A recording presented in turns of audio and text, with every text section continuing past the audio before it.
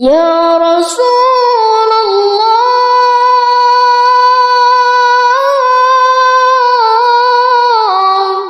zikruka shifa'un lana.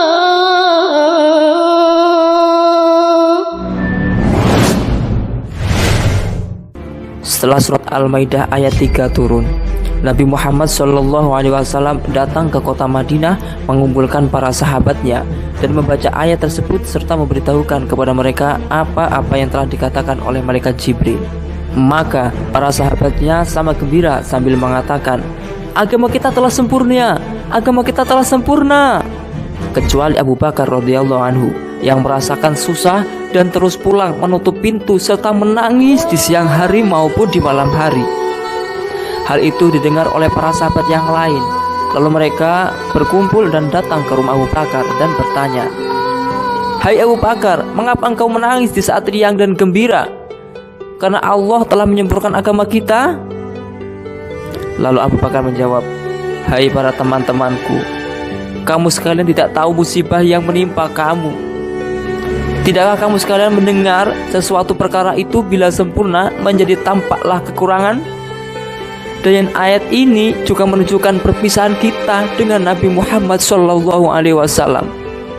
Keadaan Hasan dan Husain menjadi yatim keduanya. Para istri Nabi menjadi janda semua." Sesudah turunnya ayat di atas, Nabi Muhammad SAW mengalami hidup selama 81 hari. Tatkala Rasulullah SAW telah mendekati ajalnya, beliau bersabda, "Saya berwasiat agar supaya kamu sekalian bertakwa kepada Allah serta mentaatinya. Sungguh telah dekat hari perpisahan kita dan telah dekat pula saat hamba yang dikembalikan pulang kepada Allah Ta'ala dan menepati surganya." Setelah mereka mendengar ucapan perpisahan Nabi, maka para sahabat semua menjerit dan menangis seraya berkata, "Wahai Rasulullah, engkau adalah seorang utusan untuk kami sekalian, menjadi kekuatan dalam pertemuan kami dan sebagai penguasa yang mengurusi perkara kami. Bila mana engkau telah pergi dari kami, kepada siapa lagi kami kembali dalam segala persoalan?" Lalu Rasulullah SAW bersabda, "Telah kutinggalkan kamu sekalian pada jalan yang benar dan di atas jalan yang terang, dan telah kutinggalkan pula untuk kamu sekalian dua penasihat. Yang satu pandai bicara dan yang satunya diam saja. Yang pandai bicara ialah Al-Quran dan yang diam ialah ajal. Apabila ada persoalan yang sulit bagimu, maka kembalilah kamu sekalian kepada Al-Quran dan kepada Sunnah. Dan kalau hatimu keras membatu, maka lunakkanlah dia dengan mengambil tamsil ibarat dari hal ihwal mati." Sesudah itu, maka Rasulullah SAW menderita sakit mulai akhir bulan Safar selama 18 hari. Kemudian Allah Subhanahu wa Ta'ala memberi wahyu atau perintah kepada malaikat Israel untuk mencabut nyawa Nabi dengan menyerupai orang Badui. Maka malaikat pun masuk sambil mengucap, "Assalamualaikum ya Rasulullah." Lalu Rasulullah SAW menjawab, "Waalaikumsalam. Hai malaikat Jurupati, engkau datang untuk berkunjung atau untuk mencabut nyawa?" Malaikat Jurupati pun berkata, "Saya datang untuk berkunjung dan untuk mencabut nyawa. Sekiranya engkau mengizinkan, kalau tidak maka saya akan kembali." Rasulullah pun berkata, "Hai malaikat Jurupati, di mana Jibril engkau tinggalkan?" Malaikat Jurupati berkata, "Dia saya tinggalkan di langit dunia, dan para malaikat sedang menghormat dan memuliakan dia." Tidak lama berselang, malaikat Jibril pun turun dan duduk di arah kepada Rasulullah SAW. Kata Rasulullah SAW, "Tahukah engkau kalau soal ajalku telah dekat?" Malaikat Jibril menjawab, "Ya, tahu."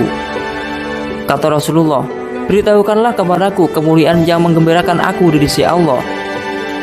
Lalu malaikat Jibril berkata, "Sungguh pintu-pintu langit telah dibuka. Para malaikat telah berbaris rapi menanti ruh engkau di langit. Pintu-pintu surga telah dibuka dan para bidadari sudah semua berhias menanti kehadiran engkau." Lalu Nabi Muhammad SAW berkata, "Alhamdulillah," dan berkata pula, "Hai Jibril, berilah kita gembira tentang umatku di hari kiamat."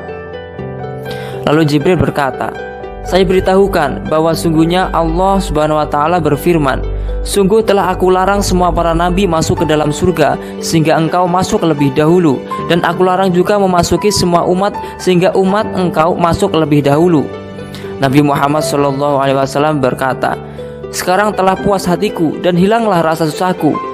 Kemudian beliau berkata pula, hai malaikat jurupati, mendekatlah kepadaku. Malaikat Azrail pun mendekat dan mulai melaksanakan mencabut roh beliau.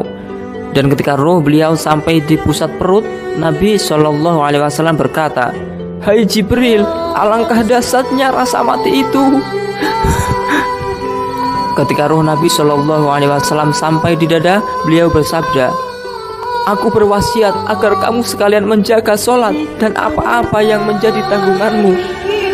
Maka masih saja beliau berwasiat dengan kedua itu sampai putuslah perkataannya. Kata Ali radhiyallahu anhu, sungguh Rasulullah SAW ketika menjelang akhir hayatnya telah menggerakkan dua bibirnya 2 kali. Dan ketika saya mendekatkan telinga, saya mendengar beliau mengucapkan dengan pelan-pelan, umatku, umatku, umatku. Maka ruh Rasulullah SAW dicabut tepat pada hari Senin bulan Rabiul Awal. Salawat dan salam selalu tercurah untuk Nabi tercinta Rasulullah SAW. Mari kita membaca salawat untuk beliau, semoga kita tergolong umatnya yang memperoleh syafaatnya fid dini wad dunya hatal akhirah. Amin Allahumma amin. Shallu ala Nabi Muhammad.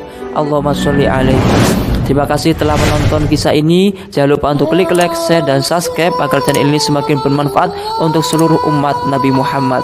Terima kasih. Saya akhiri wallahul muwaffiq ila aqwamit thoriq. Assalamualaikum warahmatullahi wabarakatuh.